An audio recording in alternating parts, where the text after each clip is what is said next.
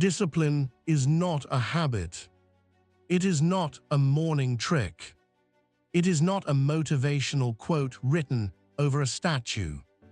Discipline is the architecture of a powerful life. It is the invisible structure holding together every strong man you have ever admired. Without discipline, your intelligence is wasted, your potential decays, and your life becomes nothing more than a series of emotional reactions. The modern world does not want disciplined men. It wants distracted men, soft men, men who negotiate with every impulse and obey every craving.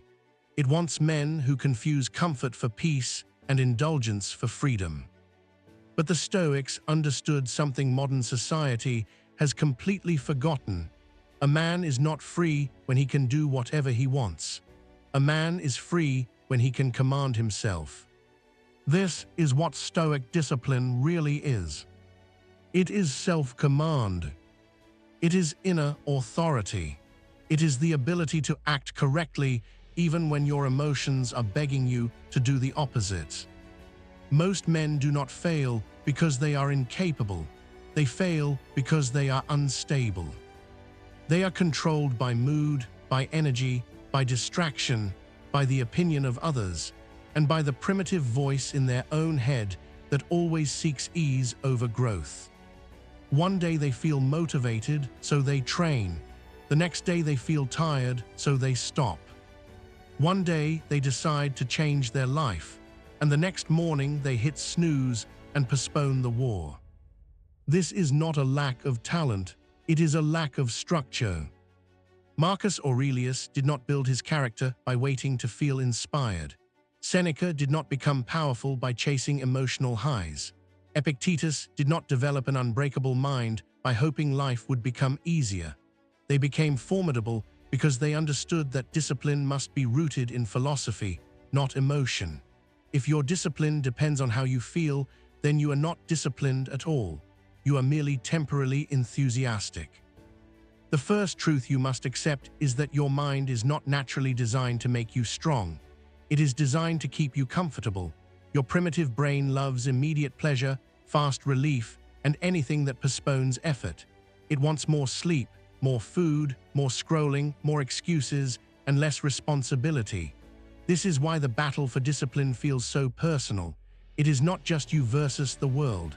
It is you versus the lowest part of yourself. The Stoics knew that human beings carry within them both reason and impulse, both order and chaos. Your rational mind knows what must be done. It knows that your body needs training, your focus needs guarding, your work needs consistency, and your life needs structure. But your impulses rebel against that order. They want softness. They want escape. They want the quick reward with none of the long-term cost. Discipline begins the moment you stop seeing this conflict as unusual and start seeing it as the central war of your life. This is why Stoic discipline is not built on intensity. It is built on obedience. A disciplined man does not ask himself every morning whether he feels like rising. He rises because he said he would. He does not ask himself whether he is in the mood to train. He trains because the command was already given. He does not argue with his mission every time friction appears. He obeys it.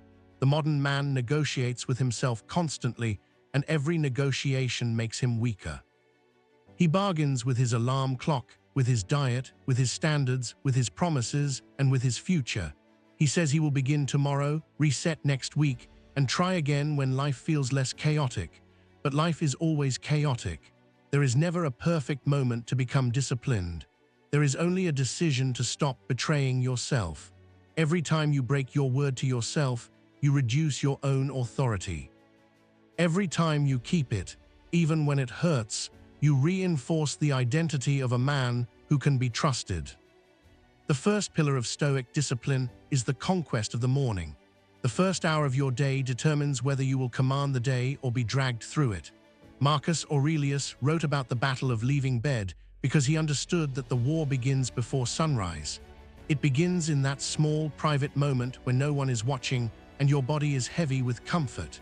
If you lose that battle, you begin the day in retreat. If you win it, you begin the day with authority. Your morning must not be random. It must be a ritual. Wake at a set time. Stand up immediately. Do not reach for the phone like a starving animal looking for stimulation. Before the world enters your mind, you must establish your own presence inside it. That can mean silence, prayer, journaling, reading, cold water, movement, or focused breathing. It does not matter as much what the ritual is. What matters is that the ritual teaches your mind one thing: I move by principle, not by impulse. A weak morning creates a weak man. If your day begins with scrolling, delay, and noise, your mind immediately becomes reactive. You start consuming before you create. You start absorbing before you command. But when your morning begins in silence and intention, you create a psychological advantage that lasts for hours. You are no longer running behind life. You are meeting it from a position of order. This is why disciplined men protect the morning so aggressively. It is sacred territory. It is the one time of day that still belongs entirely to you before the world begins demanding your energy.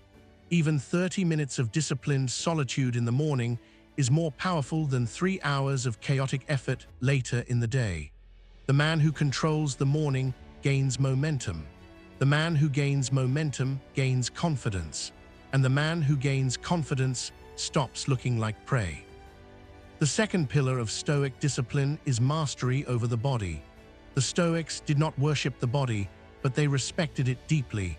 They understood that if the body becomes lazy, indulgent, and disobedient, the mind living inside it will eventually begin to mirror that weakness.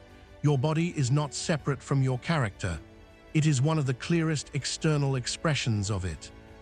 A man who cannot say no to food, no to comfort, no to idleness, and no to physical weakness is revealing something about his internal government.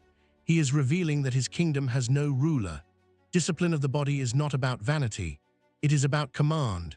Every hard workout, every controlled meal, every cold shower, every walk taken when you would rather sit, is a political act inside your own soul. It is the rational self asserting dominance over the animal self. It is the emperor taking back the throne.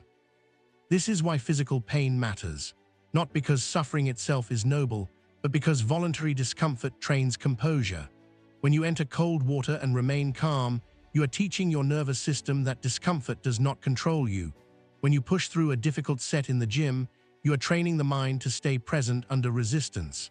When you walk instead of drive, fast instead of indulge, or endure instead of collapse, you are building a new relationship with effort. You stop seeing effort as punishment and start seeing it as proof of life. Most men avoid anything that feels slightly uncomfortable, and this avoidance quietly poisons every area of their existence. They avoid hard conversations, hard training, hard choices, and hard truths. Then they wonder why life feels heavy. Life feels heavy because weakness compounds. Discipline is what breaks that cycle. It turns effort into identity. The third pillar is control of speech. Most men have no discipline over the mouth. They speak too soon, too much, and too emotionally. They explain themselves to people who have not earned an explanation. They complain about situations they have not yet tried to change. They leak strategy, frustration, fear, and insecurity every time they open their mouths unnecessarily. The Stoics understood that speech reveals the state of the soul. Zeno said we have 2 ears and 1 mouth so that we may hear more and speak less. This was not merely advice about politeness, it was a strategic principle.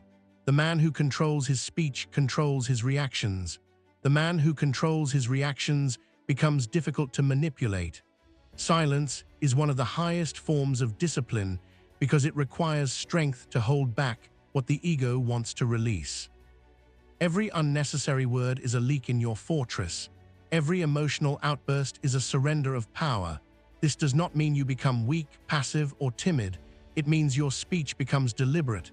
It means your words carry weight because they are not wasted. The loudest man in the room is rarely the strongest. Usually he is the least secure. The disciplined man does not need to dominate the room with noise. His presence already does the work. He listens, he watches, he waits. Then when he speaks, his words land like iron. Practice this.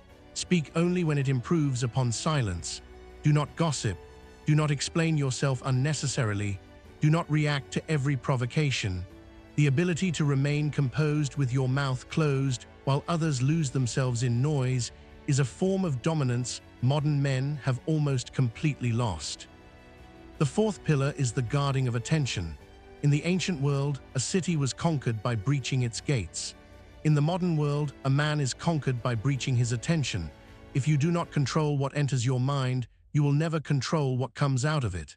Every notification, every short video, every useless argument, every scandal, every piece of mental trash is a small invasion. And if your attention is constantly scattered, your will becomes weak. You cannot build discipline in a distracted mind.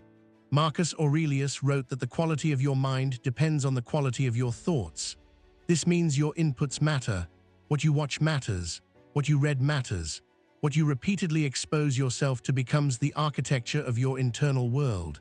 If your mind is full of noise, comparison, outrage, lust, and distraction, then discipline will always feel unnatural to you. A disciplined man guards his attention like a king guards his treasury. He does not allow random algorithms to decide what he thinks about all day. He does not wake up and immediately surrender his consciousness to a glowing screen.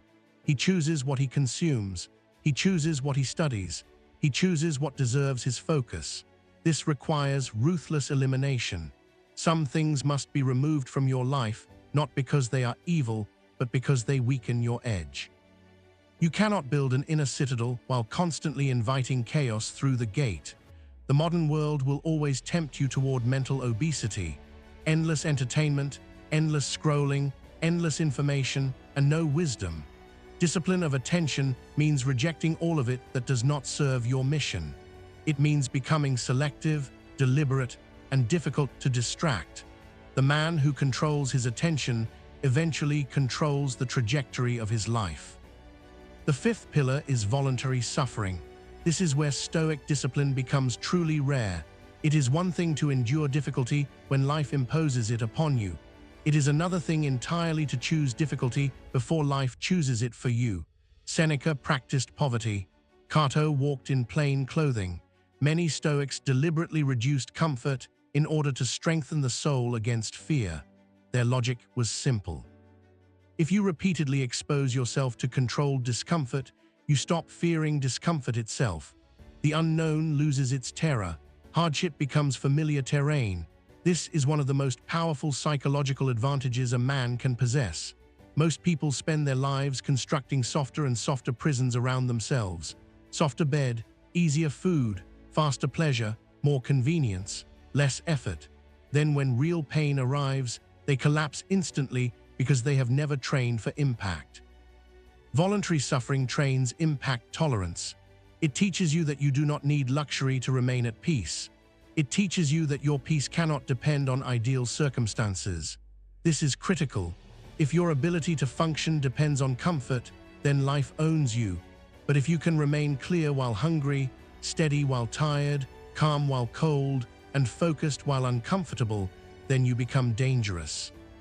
You become difficult to control because the world loses many of the levers it normally uses to manipulate men. This does not mean you seek misery for its own sake. It means you deliberately practice enough discomfort that fear stops ruling your decisions. You choose the hard thing often enough that your identity changes. You become the man who can endure.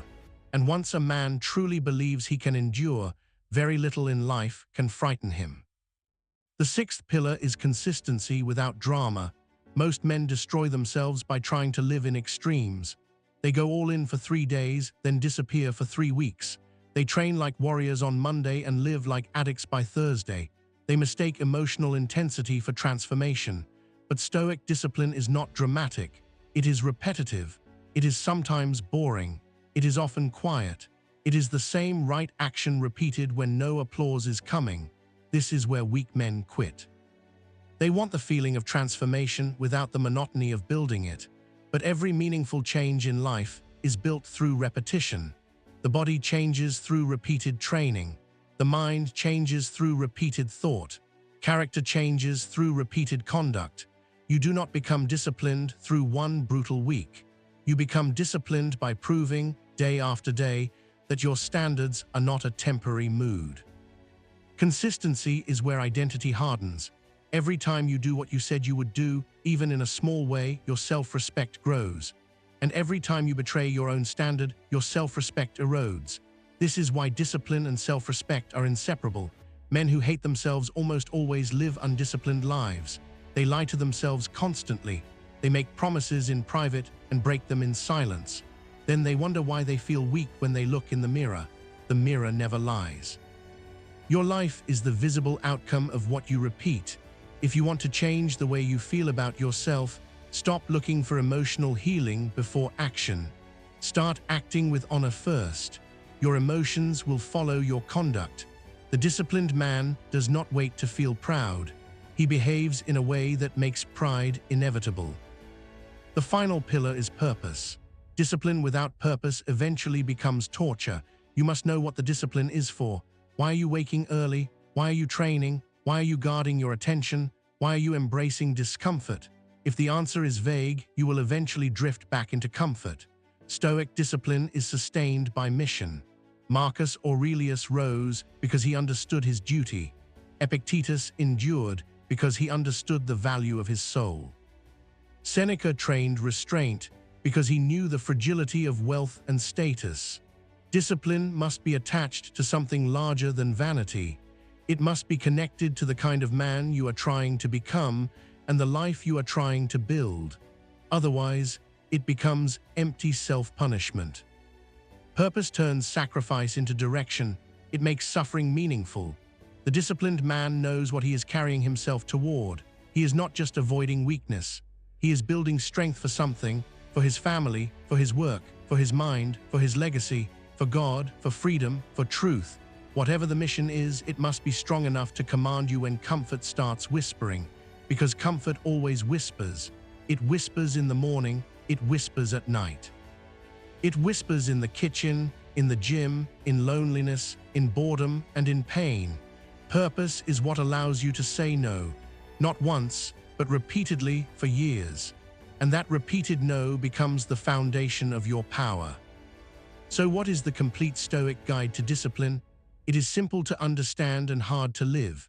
Command the morning, master the body, control the tongue, guard attention, embrace voluntary suffering, repeat without drama, anchor it all in purpose. That is the blueprint, that is the path, not glamorous, not modern, not comfortable, but real and brutally effective.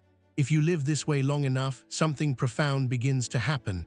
You stop feeling like a victim of your own impulses. You stop feeling divided against yourself. You stop asking life to become easier and start making yourself harder to break. That is what discipline gives you, not just productivity, not just results, but sovereignty, internal rule. The quiet confidence of a man who knows that when life becomes brutal, he does not need to panic because he has been training for brutality all along. The world does not need more talented men. It needs more disciplined men.